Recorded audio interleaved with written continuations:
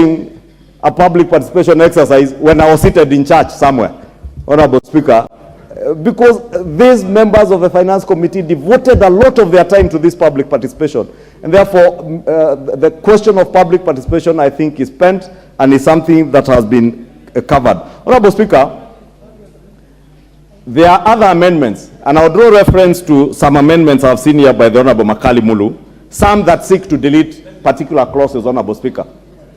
I think, Honorable Speaker, other than being subjected to the provisions of Article 114, if you are seeking to delete a provision in a bill, the easier way is to vote against that particular provision in the bill.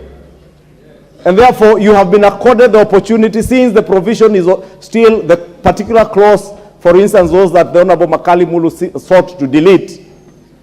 The easier way is when we go to committee, the Honorable Makali Mulu will get an opportunity to prosecute his case as to why he seeks deletion, and convince me and others that we should delete that particular clause. And if we agree with him, we vote in the negative and delete, basically defeat that particular provision, and it will not be there. Therefore, Honorable Speaker, let me in conclusion say that the process of winnowing in the history of this House, I think, is a fact that is known by those who have been here, that the process of winnowing has never been subjected to money bills. And unless we are trying to reinvent that, Honorable Speaker, and I do want, in conclusion, to beg that as much as we are not in a hurry, Honorable Speaker, as the leader of minority says, we have up to midnight.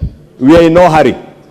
But we must also spend the time that we have devoted here up to midnight today, up to midnight tomorrow, up to midnight on Thursday, and hopefully even before 30th, any other day. But we must utilize our time properly.